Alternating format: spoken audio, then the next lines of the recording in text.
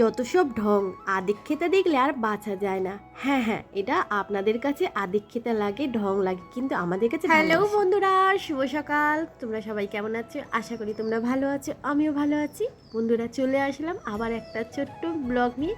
তো বন্ধুরা, আমি তোমাদের মিষ্টি দিদি। যদি আমার ভিডিও ভালো লাগে তাহলে অবশ্যই লাইক কমেন্ট করে পাশে থেকো। তো বন্ধুরা, সকালবেলায় ঘরে ঠাকুরের পুজো করে নিয়েছি। পুজো করে নিয়ে তারপরে সংসারের কাজে কোমর বেঁধে লেগে পড়েছি। আর এখন ঘড়িতে বাজে প্রায় 11:30 বাজতে যাচ্ছে। আর আমাকে তো রান্না বান্নাও করতে হবে। তার আগে তোমাদের দেখাই, যেমন রোদ উঠেছে সেই কারণের জন্য আমার শুকোতে বেশি সময় নিচ্ছে না। এদিকে আমশি শুকানো হচ্ছে, আর কিছুটা আম নুন হলুদ মাখিয়ে শুকোতে দিয়েছিলাম, তোমাদের দেখিয়েছিলাম। সেই আমটা মশলা দিয়ে তেল দিয়ে একেবারে বয়েমে বসিয়ে দিয়েছি। ছোট ছোট যে বয়েমগুলো আছে তার মধ্যে ওইগুলো যাবে বোনেদের বাড়ি। ছোট বোন, মেজো বোন, এদের দুজনকেই দেবো এই আমের আচার।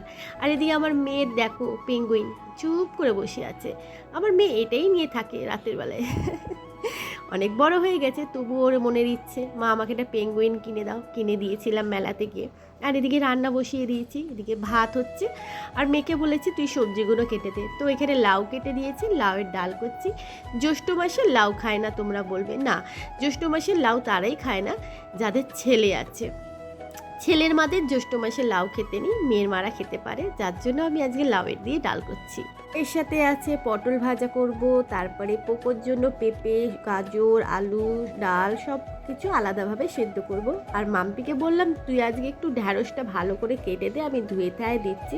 সবকটা সবজি ও কেটে দিচ্ছে।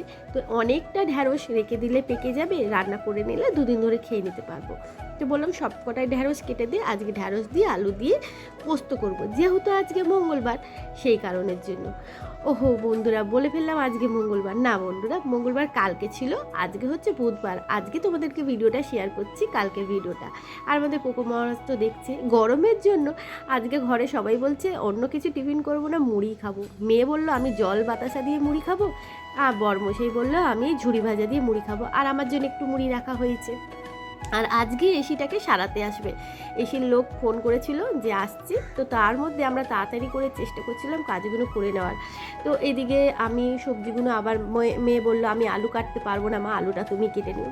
আমি আলু টালু কেটে নিয়ে বরমশাই বললো তুমি তাড়াতাড়ি করে আমার জামাটা আয়রন করে দাও, ও যেহেতু কাজে বেরোবে। আবার এসি সারাতে আসলে এই খাটের ওপরের মধ্যেই বসে ওরা সমস্ত এসির কাজগুলো করবে। তো তাড়াতাড়ি করে বরমশাইয়ের জন্য জামাটা আয়রন করে দিলাম, জামা প্যান্ট। ও যেহেতু 4টের সময় বেরোবে কাজে। আর তার ফাঁকতালে কিন্তু আমি রান্নাটাও করে যাচ্ছিলাম। আর এই যে আলুটা একটু বড় মোটা মোটা করে কেটেছি ঢ্যাঁড়স অনুযায়ী। তো আলুটাকে আগে ভালো করে ভেজে নিয়েছিলাম, নিয়ে তারপর ঢ্যাঁড়সটা দিয়েছি, দিয়ে তারপরে ভালো করে ভেজেছি যাতে ভাজতে ভাজতে আলু ঢ্যাঁড়স দুটোই সেদ্ধ হয়ে যায়, জল না দিতে হয়। কারণ ঢ্যাঁড়সের মধ্যে জল দিলে একটা ল্যাল ল্যাল ভাবটা এসেছে, ওর তো ভালো লাগে না খেতে। কিছু কিছু ক্ষেত্রে ভালো লাগে, আবার কিছু কিছু ক্ষেত্রে ভালোও লাগে না খেতে। এদিকে লাউ ডাল সেদ্ধ হয়ে গেছে, নুন হলুদ দিয়ে রেখে দিয়েছি, পোস্তও বেটে নিয়েছি। আর আজকে একদমই সুন্দর সিম্পল খাওয়া হচ্ছে, ঢ্যাঁড়স আলুর পোস্ত, পটল ভাজা আর লাউ দিয়ে ডাল।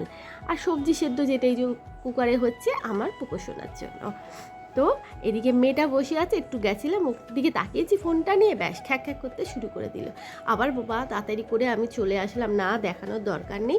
আর এইদিকে দেখো বন্ধুরা, যে ঢ্যাঁড়স আলু পোস্তটা এত সুন্দরই হয়েছে, জল দিইনি, জল ছাড়াই করেছি, দেখো কত সুন্দর হয়েছে। এবার ডালটা সোমবার দিতে হবে, দিলেই রান্নাটা আমার প্রায় হয়ে যাবে। চেষ্টা করি যত তাড়াতাড়ি রান্না বান্না করে নেওয়া যায় ততই ভালো। আর এসি সারাচ্ছে সেই কারণের জন্য রান্নাঘরটা বন্ধ করে দিতে হয়েছে, কারণ এসিটা চলছিল এই মুহূর্তে। আর এদিকে দেখো না ভাই বোনের আদর কি, এসি সারিয়ে চলেও গেছিলো।